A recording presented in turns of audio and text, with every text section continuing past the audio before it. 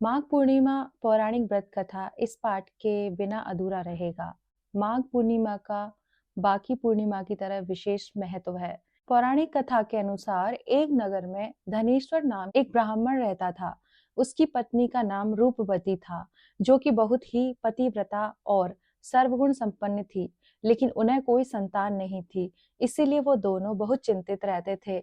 एक बार उस नगर में एक महात्मा आए। उन्होंने उस नगर के सभी घरों से दान लिया, लेकिन धनेश्वर की पत्नी जब भी उन्हें दान देने जाती तो वो उसे लेने से मना कर देते। एक दिन धनेश्वर महात्मा के पास गया और उसने पूछा कि हे महात्मन, आप नगर के सभी लोगों से दान लेते हैं, लेकिन मेरे घर से नहीं लेते। हमसे कोई अगर भूल हुई हो तो हम ब्राह्मण दंपति आपसे क्षमा याचना करते हैं। इस प्रकार महात्मा ने कहा, नहीं विप्र, तुम तो हमेशा आदर सत्कार करने वाले ब्राह्मण हो, तुमसे कभी भूल नहीं हो सकती।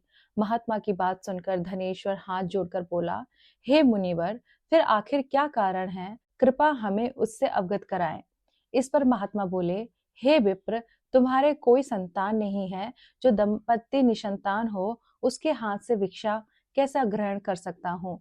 तुम्हारे द्वारा दिया गया दान लेने के कारण मेरा पतन हो जाएगा। बस यही कारण है कि मैं तुम्हारे घर से दान स्वीकार नहीं करता। महात्मा के ऐसे बोल सुनकर धनेश्वर उनके चरणों में गिर पड़ा और विनती करते हुए बोला, हे महात्मन, संतान ना होना ही तो हम पति पत्नी के जीवन की सबसे बड़ी निराशा है। यदि संतान प्राप्ति का कोई उपाय हो तो बताने की कृपा करे। मुनिवर ब्राह्मण का दुख देखकर महात्मा बोले, हे विप्र, तुम्हारे इस कष्ट का एक आसान तरीका है। तुम्हें 16 दिनों तक श्रद्धा पूर्वक काली माता की पूजा कर उन्हें प्रसन्न करना होगा, तो उनकी कृपा से अवश्य तुम्हें संतान की प्राप्ति होगी। इतना सुनकर धनेश्वर बहुत खुश हुआ। उसने महात्मा का आभार प्रकट किया और घर आकर अपनी पत्नी से सारी बात बताई। इसके बाद धनेश्वर माँ काली की उपासना के लिए वन चला गया। ब्राह्मण ने पूरे 16 दिन तक काली माता की पूजा की और उपवास रखा। उसकी भक्ति देखकर और विनती सुनकर काली माता ब्राह्मण के सपने में आई और बोली, हे धनेश्वर, तुम निराश मत हो। मैं तुझे संतान के रूप में संतान की प्राप्ति का वरदान देती हूँ, लेकिन 16 साल की अल्प आयु में ही उसकी मृत्यु हो जाएगी। काली माता ने कहा, यदि तुम पति पत्नी विधि पूर्वक 32 पूर्णिमा का व्रत करोगे तो तुम्हारी संतान दीर्घायु हो जाएगी। प्रातः काल जब तुम उठोगे तो तुम्हें यहाँ आम का एक वृक्ष दिखाई देगा। उस पेड़ से एक फल तोड़ना और ले जाकर अपनी पत्नी को खिला देना। शिव जी की कृपा से तुम्हारी पत्नी गर्भवती हो जाएगी। इतना कहकर माता अंतर्ध्यान हो गई। प्रातः काल जब धनेश्वर उठा तो उसे आम का वृक्ष दिखा, जिस पर बहुत ही सुंदर फल लगे थे। वो काली माँ के कहे अनुसार फल तोड़ने के लिए वृक्ष पर चढ़ने लगा। उसने कई बार प्रयास किया, लेकिन फिर भी फल तोड़ने में असफल रहा। तभी उसने गणेश भगवान का ध्यान किया और गणपति की कृपा से इस बार तो वृक्ष पर चढ़ गया और उसने फल तोड़ लिया। धनेश्वर ने अपनी पत्नी को वो फल दिया, जिसे खाकर वो कुछ समय बाद गर्भवती हो गई। दंपति काली माँ के निर्देश के अनुसार हर पूर्णिमा पर दीप जलाते रहे। कुछ दिन बाद भगवान शिव की कृपा हुई और ब्राह्मण की पत्नी ने एक सुंदर बेटे को जन्म दिया, जिसका नाम उन्होंने देवीदास रखा। जब पुत्र 16 वर्ष को होने को हुआ तो माता पिता को चिंता होने लगी कि इस वर्ष उसकी मृत्यु न हो जाए। इस पर उन्होंने देवीदास के मामा को बुलाया और कहा, तुम देवीदास को विद्या अध्ययन के लिए काशी ले जाओ और 1 वर्ष बाद वापस आना। दंपति पूरी आस्था के साथ पूर्णिमासी का व्रत और पुत्र की दीर्घायु होने की कामना करते रहे। काशी प्रस्थान के दौरान मामा भांजे गांव से गुजर रहे थे। वहां एक कन्या का विवाह हो रहा था। विवाह होने से पूर्व ही उसका वर अंधा हो गया। तभी वर के पिता ने देवीदास को देखा और मामा से कहा, तुम अपना भांजा कुछ समय के लिए हमारे पास दे दो, विवाह संपन्न हो जाए उसके बाद ले जाना। ये सुनकर मामा ने कहा, यदि मेरा भांजा ये विवाह करेगा तो कन्यादान में मिले धन आदि पर हमारा अधिकार होगा। वर के पिता ने मामा की बात स्वीकार कर ली और देवीदास के साथ कन्या का विवाह संपन्न करा दिया। इसके बाद देवीदास की पत्नी के साथ भोजन करने बैठा, लेकिन उसने उस थाल को हाथ नहीं लगाया। यह देखकर पत्नी बोली, स्वामी, आप भोजन क्यों नहीं कर रहे हैं? आपके चेहरे पर यह उदासी कैसी? तब देवीदास ने सारी बात बताई।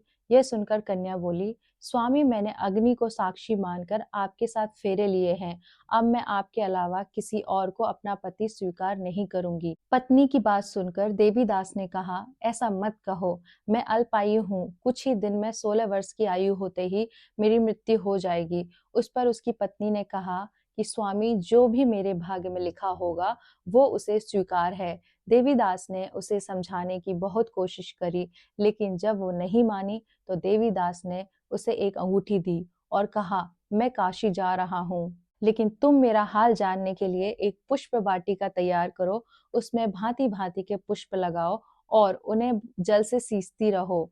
यदि वाटिका हरी भरी रहे, पुष्प खिले रहे, तो समझना कि मैं जीवित हूँ, और जब ये वाटिका सूख जाए तो मान लेना कि मेरी मृत्यु हो चुकी है।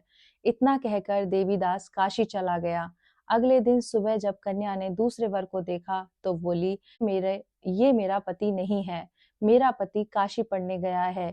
यदि इसके साथ मेरा विवाह हुआ है तो बताएं कि रात्रि में मेरे और इसके बीच क्या बात हुई थी और इसने मुझे क्या दिया था। यह सुनकर वर बोला, मुझे कुछ नहीं पता, और पिता पुत्र वहां से वापस चले गए। उधर एक दिन प्रातःकाल एक सर्प देवीदास को डसने के लिए आया, लेकिन उसके माता पिता द्वारा किए जाने वाले पूर्णिमा व्रत के प्रभाव के कारण वो उसे डस नहीं पाया। इसके बाद काल स्वयं वहां आए और उसके शरीर से प्राण निकालने लगे। देवीदास बेहोश होकर गिर पड़ा। तभी वहां माता पार्वती और शिव जी आए। देवीदास को बेहोश देखकर देवी पार्वती बोली, हे स्वामी, देवीदास की माता ने 32 पूर्णिमा का व्रत रखा था। उसके फलस्वरूप कृपा आप उसे जीवन दान दे। माता पार्वती की बात सुनकर भगवान शिव ने देवीदास को पुनः जीवित कर दिया। इधर देवीदास की पत्नी ने देखा कि पुष्प वाटिका में एक पुष्प नहीं रहा। वो जान गई कि उसके पति की मृत्यु हो चुकी है और रोने लगी। तभी उसने देखा कि वाटिका फिर से हरी भरी हो गई है। यह देखकर वो बहुत प्रसन्न हुई। उसे पता चल गया कि देवीदास को प्राणदान मिल चुका है। जैसे ही देवीदास 16 वर्ष का हुआ, मामा भांजा काशी से वापस चल पड़े। रास्ते में जब वो कन्या के घर गए तो उसने देवीदास को पहचान लिया और प्रसन्न हुई। धनेश्वर और उसकी पत्नी भी पुत्र को जीवित पाकर हर्ष से भर गए। माघ पूर्णिमा व्रत कथा एक अन्य कथा के अनुसार नर्मदा नदी के तट पर सुव्रत नामक विद्वान ब्राह्मण रहता था, लेकिन वह काफी लालची था। उसका लक्ष्य किसी भी तरह धन कमाना था और ऐसा करते करते समय से पूर्व ही वृद्ध दिखने लगा और कई बीमारियों की चपेट में आ गया। इस बीच उनके मन में आया कि उन्होंने पूरा जीवन तो धन कमाने में बिता दिया, अब जीवन का उद्धार कैसे हो। इसी क्रम में उन्हें माघ माह में स्नान का महत्व बताने वाले एक श्लोक याद आया। इसके बाद स्नान का संकल्प लेकर ब्राह्मण नर्मदा नदी में स्नान करने लगे। करीब 9 दिन तक स्नान के बाद उनकी तबीयत और ज्यादा खराब हो गई और इसी दौरान मृत्यु का समय भी आ गया। वह सोच रहे थे कि जीवन में कोई सत्कार्य न करने के कारण उन्हें नरक जाना पड़ेगा, लेकिन माघ मास में स्नान के कारण उन्हें मोक्ष की प्राप्ति हुई। पौराणिक मान्यता है कि जो व्यक्ति श्रद्धा पूर्वक पूर्णिमा का व्रत रखते हैं और कथा सुनते हैं, उन्हें संतान का सुख मिलता है और सारी मनोकामनाएं पूरी होती हैं। फिर तो चलिए, आइए मेरे साथ बोलिए, हर हर महादेव, जय शिव शंभो।